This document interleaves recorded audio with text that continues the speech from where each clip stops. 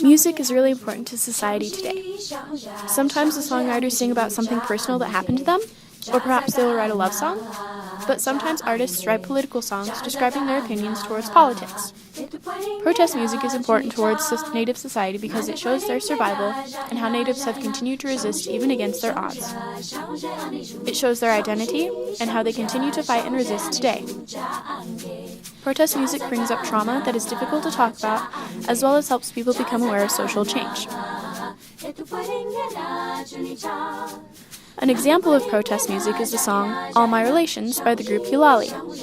The song summarizes most of what happened to Native Americans, and the singer refers to the people she's talking about as having a familiar relation to them.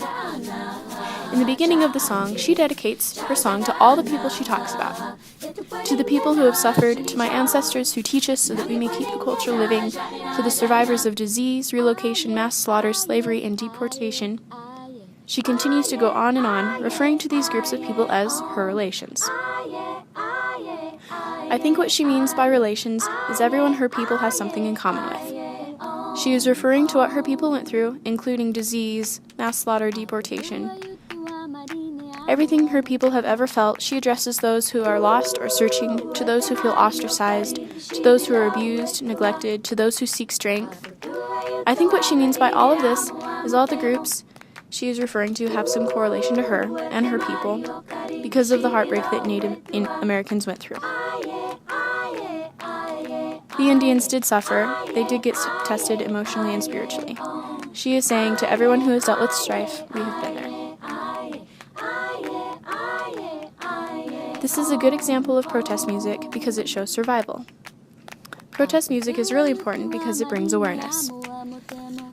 In the song, Eulali once again mentions people who have suffered in all sorts of ways.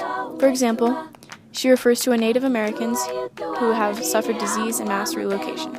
I am sure people are aware of the Trail of Tears and how Indians were relocated in that story, but I bet there are tons of people who are not aware of how 150 million Native Americans were murdered across the U.S. Eulali points that out in her song.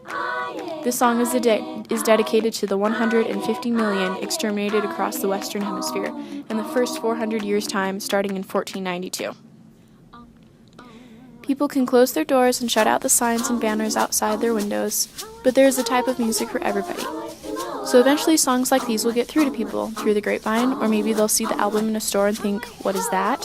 And that's how they become aware of something they never would have become aware of before. Music is powerful and emotional, and when there is a drive and a meaning behind it like protest music has, it can be enough to change people's views, ways of thinking, and perspectives. Whether it's changing simply the way they view history and what Native Americans experienced, or becoming aware of everything that isn't noticed in today's media, like the environmental situations Native face.